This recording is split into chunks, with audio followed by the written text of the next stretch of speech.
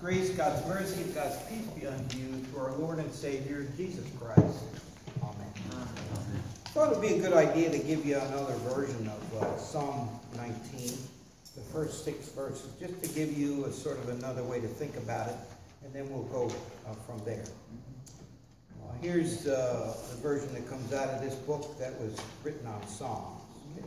The heavens are telling the glory of God, and the firmament proclaims his handiwork.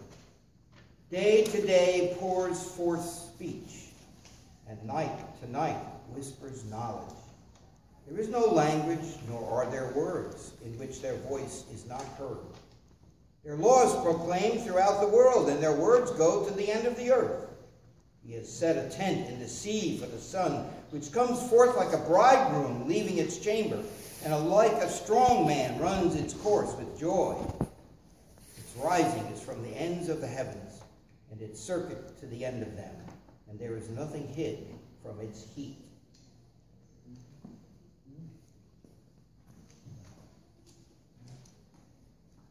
So if you break Psalm 19 into 2 sections, what you find is that people today, the scholars, are saying the first 6 verses are a song or a hymn about the creation. And even though the preacher is normally full of words, like you hear coming from me, today the psalm has the words, but it's more of a picture than it is the words. If you take the second half of the psalm, it takes the nature being something that reveals God and changes that to the law. It's another psalm that really captures an important part of the law. The law is not about what you do and what you don't do. I mean, if your life is evaluated on what you do and you don't do, you're in trouble. The second piece of the psalm is about relationship with God. It's why you have rules at home. You have them out of love. And I hope that your rules are conveyed with love. So that kids don't run around thinking, or people don't run around thinking, well, I'm just what I do or I don't do. Because that's a mess. But if love's rules are about grace at home, then they manifest an atmosphere or a relationship about what it means to live together and how life goes when we live together and follow this set of rules that we have out of love for each other. It's not just a list of rights and wrongs and do's and don'ts. And when I think about this first half of this psalm, we have to think about, okay, so what does that mean? What's that about? So when I was doing confirmation, I don't do that anymore. Sister Roby does a great job of confirmation. I just got where I couldn't do confirmation anymore, so I don't do confirmation anymore. But when I was doing confirmation, one night at the confirmation class in the winter, I would take the kids out to the parking lot, and I'd say, okay, now we can't talk. What I want you to do is just look up at the sky and just think about that never ending. And then I would say to the kids, okay, what do you see and what do you think about that? The fact that it never ends. Then they ever think, well, there's a Big Dipper, a Little Dipper, some of the star people would have other things they say. But they say, well, it's hard to conceive that that never ends. And then I would say, well, there's a Bible verse in the Psalm that says, the heavens declare the glory of God, and the firmament, that is the earth and its creation, shows God's handiwork. And they would always say, well, my teacher at school, they have a different idea. And I have a friend, he doesn't believe that at all. He just says, you know, that's got nothing to do with God at all. That just evolved there. And I would say that's the difference in looking at the heavens and the firmament between a person who believes in God and a person who has another idea about how that got there and what it involves. So what we must first understand is that the psalm is the psalmist's understanding of how faith comes to bear on the creation that God made available to us. And God's really saying that this great creation we have, with all of its power and all of its resource and all of its beauty, is a manifestation of God's love and grace.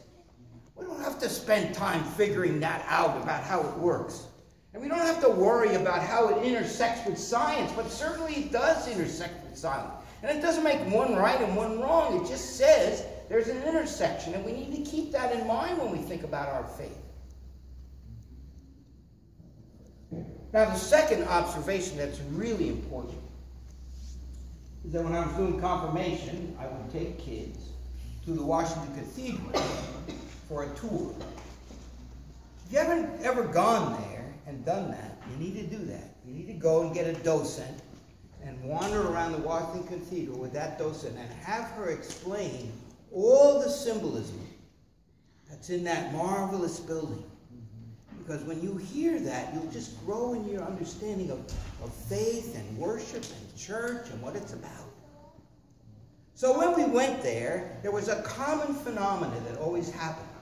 We gathered first in the narthex, which was at the back of the cathedral, and it's an open room where people gather after worship. And then there's a sort of a narrow door, but it's really a big door.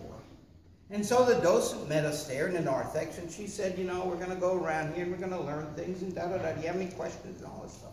And then she said, okay, let's go in. And we walked in, and as we cleared the doorway and got in, and kids looked up at it, they just all went, oh. It was visual and auditory, their reaction. Now, when you think about the Bible and the words of the Bible, you need to understand that often words are difficult. Fear doesn't always mean, oh, God's going to get me. God's going to get me. Fear often means awe. And when those kids walked in there, they weren't afraid. They were just taken. Their breath was taken. Their eyes were wide. They're sort of like, wow. And they absorbed all of that in one instant. Now, how about you help a little bit? What are the things that you have seen in the creation where your breath was taken away and you just stood there and you went, and it was hard to take it in? What have you been? Where have you been? What have you seen? Come on, come on. Grand Canyon. Grand Canyon, okay. Anybody else? Yosemite. Anything else? Red Rocks of Sedona. Okay, Red Rocks, okay. Well, I saw the Shrine of the Immaculate Conception in Washington, D.C. Okay, and that's similar to the cathedral. All right, anything else? Niagara Falls. Niagara Falls, okay. Yeah. A hammerhead underwater. Okay, yeah, well, yeah, a hammerhead. See, and I have a lot of stories about that. Things I've seen on the Susquehanna or the Potomac. Or one time we were, 2 canoes of us, we were going down to Monocacy, which is a small river in Frederick County. And this young eagle almost seemed to accompany us. He was landed here, we saw him, we parted him to him, we talked about him, and as we went on, all of a sudden you could hear him. You could hear him. And he'd land just in front of us. And then we'd float again, and there he was again. I mean, the stories about what I've seen in creation, in the rivers, in the water, and around, and in addition to the Grand Canyon, always sort of just catch my breath about the awesomeness. Now, I know when you have been to those places, you have said to yourself, okay, I'm going to get out my phone, I'm going to take some pictures here, you know. Or maybe you pulled out your big Nikon like me. We're taking pictures with a lamp today. You pull out your Nikon, and you point it, and you look around, and you scan it, and say, I get the best picture, you know. And I went to Germany. I took 30 rolls of film. They made me open every one at the airport because I wouldn't put them under the radar. So they made me open every one and look at it. But anyway, I get home and I order all these pictures, and I'm sitting there thinking about all this money, and I'm looking through and I'm saying, oh, that didn't look like that. That didn't look like that. That didn't look like that. Well, the point is, you cannot capture that in-person view. You cannot measure it. you can't absorb from it. It's just sort of like a memory, a recollection. Oh, once in a while, yeah, that's a really nice one, but it ain't anything like it. It's always a letdown. So when we approach Psalm 19, verses 1 to 6, when we think about the sermon today and the creation and how it shows, it declares the glory of God and shows us His handiwork, you need to think about, it's indescribable in that setting. I don't have the right words to catch that. But I know you have the experience. And what we need to understand is that the psalm makes of nature a spokesman. And the spokesman of nature is saying, if you look at this with the eyes of faith, God will make Himself known to you in His power, in His love, in His mercy. And by the way, when you talk about power, that power can be very, very positive. But it also can be very destructive and awesome in its power. I know that you have with me. My yard this week was nothing. 4 pine trees just snapped off. But when you talk about a tornado or a monsoon or a great flood and you look at it, you see the power of the creation that's created in that. And that says something to us about the power of God. Even though for us those experiences can be negative, that power is unleashed. So the psalmist says it. He says when we look up there and when we experience the earth, I was not, for a long time, the furthest I had ever been in the United States was St. Louis, Missouri.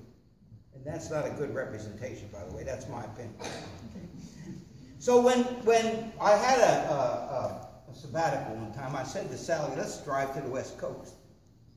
So we got in the car and we went up to the north, we took the north route across. In the first couple of days, we just streamed along because it was pretty much what we knew. But then the last couple of days, it was all new. And then we came down through California and went to both ends of the Grand Canyon and drove across the south. And I remember as we began to move through the area where the atmosphere or the context of the travel changed back to what I knew to be the East Coast. The trees and the terrain and stuff like that. And all of a sudden while driving, I thought, man, now I have this East Coast, a whole different perspective in my view, because I have 2 or 3 other perspectives to put beside it. And I can see much greater the diversity of the nation we have, even in the way God's glory is reflected in it. And it's made evident, His creation is shown to us in this new way. So now specifically about the psalm, that the narrator, and the narrator is really the creation.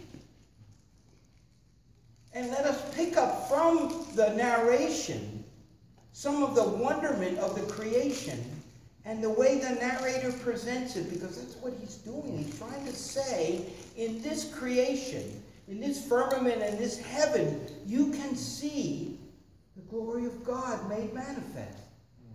And so he talks about the sun as the bridegroom. And you think of the bridegroom coming out each morning, and each morning in predictable way, that sun rises. We feel its warmth and experience, and it travels through the day. And the next day, or night, that night, you have another focus of that in the diversity of it. And day after day, one leaf after the other, that changes. But it's always available to us, to nurture us, to feed us, to encourage us, to remind us that we have a good and gracious and a loving God. Here, it is the duty of the creation to make manifest the glory of God and the wonders of God. And as we take that into consideration, we see all that. Now, I'll tell you how this really came together for me. It was a kind of an interesting thing. And I did talk with Karen about this, so she knows what's coming. But when I was looking at this text, I thought of when I came here, her husband Bob was really sick. And we had some conversation, and I never got to visit Bob. I think Karen felt that I was a new element. He didn't know me. It would be uncomfortability, so that didn't happen. And then when Bob died, we sat down to talk about service. And as we talked about service, Karen was kind of, she stayed on the edges a little bit. Well, you know, Bob really wasn't an active Christian. He wasn't a guy to say creeds. He didn't come to church a lot and everything. But I heard all this stuff about the creation and traveling trans-Canada in a canoe and care for and interest in birds and the creation and growing things and all that stuff, you know. And so we put together this service for his memorial.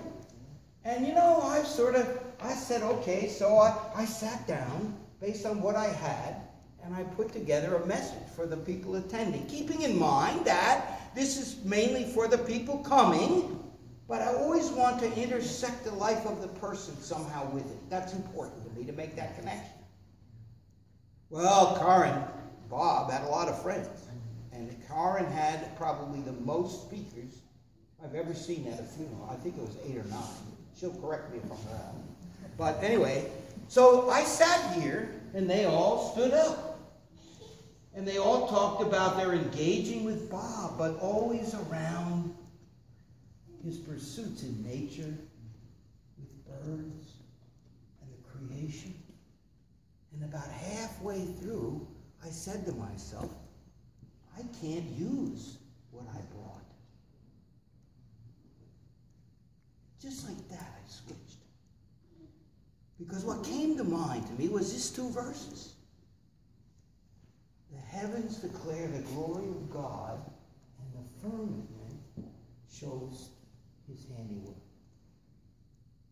And when I got up, I said to the folks, I said, here's what I came up with today. And here's what I think was Bob's story. I think Bob recognized that. The presence of God, the power of God in the creation. And his life demonstrated how important that was for him to be in it, to be nurtured by it, to be a good steward of it.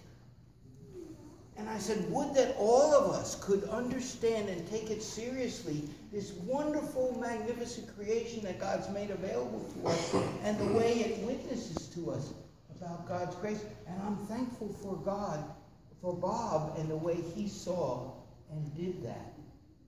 And I take some comfort from that, assuming that that was where he had a connection with the Almighty, with the Creator and the creation. And Karen said, Pastor Pat, so I said, well, I'm going to call him. So I called him. He says hi, by the way. He said, you know, I was a really good friend with Bob. And I went and visited him, and sometimes we visited and we prayed. Sometimes I didn't pray. He said, but I agree with you. He said, in fact, today I'm studying for a class in Romans. And in the first chapter of Romans, the 19th or 20th verse, it says exactly the same thing.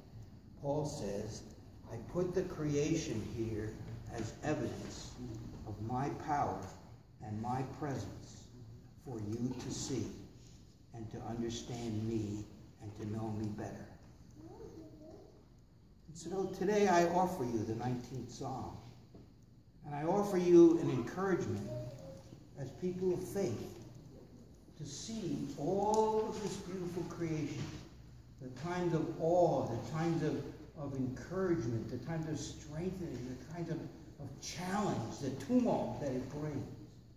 To see in all of it the hand of God manifesting himself and using his creation, letting the creation speak for his glory, for his power, for his strength, for the wisdom, the way he makes it available to us, and to celebrate that and to care for it and to just be thankful for that gift that it gives to us. And the other thing is the kind of resource that it continues to be after all the things that we've done to sort of take away from all of that.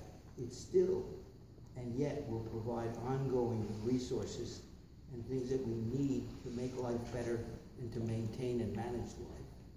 And that's something worth being thankful for, and thankful to God for being in it and part of it and making himself known. The peace of God, which passes all understanding, keep your hearts and minds.